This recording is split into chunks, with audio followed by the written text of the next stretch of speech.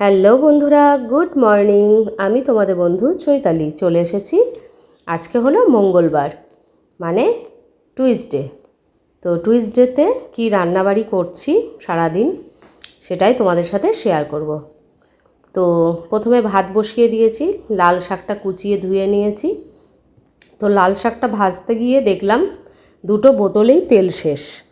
তো যথারীতি তেলের বোতলগুলো একটু চ্যাটচ্যাটেও হয়েছিল গাটা। তো বোতলগুলোকে ভালো করে আমি আগে ভিমবার দিয়ে লিকুইড ভিমবার দিয়ে আগে ঘষলাম। তো দেখি লিকুইড ভিমবার দিয়ে ঘষার পরে তেল কিস্টাটা কাটছে না। তো দেখো এই যে সাদা সাদা হয়ে রয়েছে।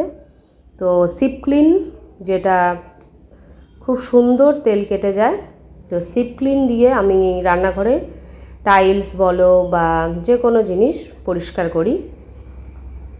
তো সিপ ক্লিন দিয়ে পরিষ্কার করে দেখো বোতলগুলোতে আমি সর্ষের তেল, একটাতে সাদা তেল ঢেলে দিলাম, দিয়ে এইবার সর্ষের তেলে শাক ভাজাটা বসিয়ে দিলাম। তো রসুন, শুকনো লঙ্কা, কালো জিরে আর পেঁয়াজ সম্বাদ দিয়ে লাল শাকটা ধোয়া ছিল, কুচানো ছিল, বসিয়ে দিলাম। তো এদিকে শাক ভাজাটা হতে থাকুক, আর ভাতটা তো হয়েই গেছে বন্ধুরা। তো যেহেতু আমার ছেলের এখন সামার সিজনের ছুটি চলছে, সামার ভ্যাকেশন, তো সকালে একটু দেরিতেই উঠে রিল্যাক্স মাইন্ডে আস্তে আস্তে রান্নাবাড়ি করি। যেহেতু স্কুল নেই সেহেতু অত তাড়াহুড়োও নেই। তো দেখো বন্ধুরা, এই যে ঘুম থেকে ছেলে উঠেছে, এবার ও খাবে। দুধ খাবে না বলছে, আজকে পিডিয়াশিওর দিই আমি আমার ছেলেকে। তো পিডিয়াশিওরটা খাবে না আজকে বায়না করলো, মা আমাকে ওয়েফার বিস্কুট দাও। তো ওয়েফার বিস্কিটটা আর একটা ব্যানানা দিয়ে দিলাম। এই যে ঘুম থেকে উঠে গেছে মর্নিং মানে তখন বাজে হলো 9টা, 9:30 বাজে ছেলে উঠেছে। তো চলে গেল, ওয়েফার বিস্কুট আর ব্যানানা খাচ্ছে। আর আমি এদিকে শাকটাও প্রায় ভাজা হয়ে এসছে, এবার নামিয়ে দিচ্ছি। আর এটা হচ্ছে বাসা মাছ, বাছা মাছ না বাসা মাছ যাই হোক, আমি কিন্তু খাই না বন্ধুরা। তোমরা কি এই মাছ খাও কি না অবশ্যই আমাকে জানাবে। আমি এটা খাই না, এটা দাদা ভালো খায়। তো বাবু খাবে আর দাদা খাবে। 5 পিস মাছ এনেছিল। তো এই যে দেখো, ওদিকে 2 পিস ভাজা হয়ে গেছে আর এদিকে 3 পিস মাছ ভেজে আমি তুলে নিচ্ছি, 2 পিস লাল করে ভেজে তুলে নিচ্ছি। তো এই মাছ কারা কারা খাও অবশ্যই কমেন্ট করে জানিও। দাদা খুব ভালো খায়, অনেক দিন পরে পেয়েছে, বাজারে নিয়ে এসছে। তো মাছটা ভেজে তুলে ওই তেলে লম্বা লম্বা করে কেটে রাখা আলুগুলো দিয়ে দিলাম, একটু কালো জিরে ফোড়ন দিয়ে দিলাম, দিয়ে জিরে আর লঙ্কা বাটা দিয়ে দিলাম। আমি কিন্তু এর মধ্যে আদা বাটা দিইনি, কাঁচা লঙ্কা আর শুকনো লঙ্কা আর জিরে, সাদা জিরে গোটা পেস্ট করে দিয়ে মশলার বাটিটা ধুয়ে একটু জল দিয়ে দিলাম, দিয়ে এর মধ্যে পরিমাণ মতো লবণ আর হলুদের গুঁড়ো দিয়ে দিচ্ছি, দিয়ে ভালো করে কষিয়ে নেব। সিম্পল যেরকম মাছের ঝোল রান্না করে সেরকমই। একটু ঢেকে দিলাম, কিছুক্ষণ পর ঢাকনা খুলে দেখো তেল ছেড়েছে, সুন্দর কষানো হয়ে গেছে। এবার এর মধ্যে মাছগুলোকে আমি দিয়ে দিচ্ছি। তো মাছগুলোকে দিয়ে একটু গরম জল দিয়ে দিচ্ছি ঝোলের জন্য। তো দিয়ে দিলাম, এবার ঝোলটা ফুটবে, মাছটা সেদ্ধ হবে, আলুগুলোও একটু সেদ্ধ হবে, তারপরে ওটাকে নামিয়ে দেবো মাছের ঝোলটা। তো বন্ধুরা, এদিকে মাছটা হয়ে এসছে, দেখো ফুটে উঠেছে, নামিয়ে সার্ভ করে দেব। আর অন্য একটা কড়াই বসিয়ে দিয়েছি, মাছের ঝোল যেহেতু হয়ে গেছে ওই কড়াইটা এবার মাজতে হবে। তো আর একটা কড়াই বসিয়ে দিলাম। মাংস এনেছে দাদা, আজকে হবে মাটন। তো আলু ভেজে তুলে রেখেছি, পেঁয়াজটাও ভেজে নিয়েছি লাল করে।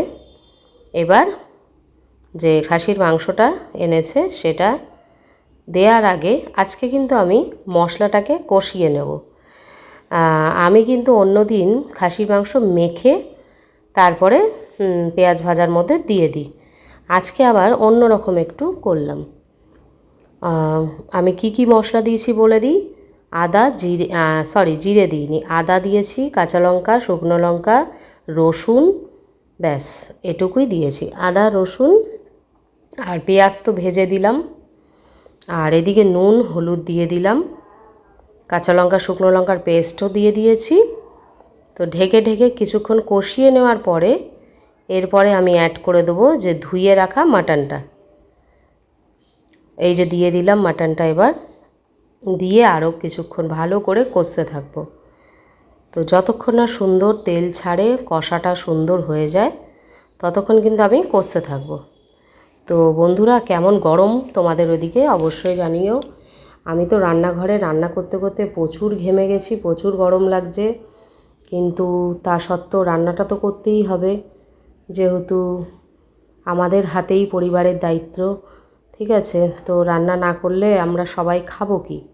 যতই গরম লাগুক আর যতই শরীর খারাপ হোক, যতই কষ্ট হোক, রান্নাটা তো করতেই হবে। তো দেখো কতটা লাল লাল ঝাল ঝাল হয়েছে রান্নাটা। এই যে মাটনের আসল জিনিস হলো মেটে চর্বি, যেগুলো সবারই খুব পছন্দের। তো দেখো অনেকক্ষণ ঢেকে ঢেকে কষিয়েছি, আর আলুগুলো দিয়ে দিয়েছি। আলুগুলোকে আমি কষিয়ে যেই সেদ্ধ হবে তুলে নেব। আলুগুলোকে আমি প্রেসারে দেব না, প্রেসারে দিলে আলু গলে যায়। তো আমি এই চর্বিগুলোকে আলাদা রেখে দিচ্ছি, আর এদিকে আলুগুলোকেও আলাদা তুলে নেব। তো এই যে মাটনের ফ্যাটগুলো তুলে নিচ্ছি, আর আলুগুলোকে তুলে আলাদা করে রেখে দিয়ে প্রেসারে দিয়ে সিটি মেরে নেব।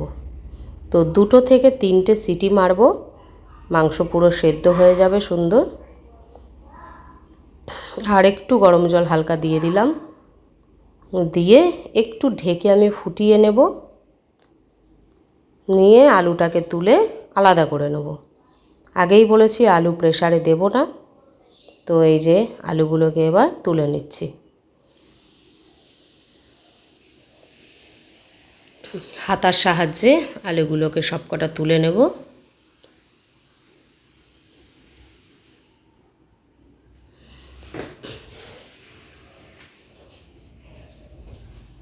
সমস্ত আলু তোলা হয়ে গেলে আমি মাংসটাকে প্রেসারে দিয়ে সিটি মেরে নেব।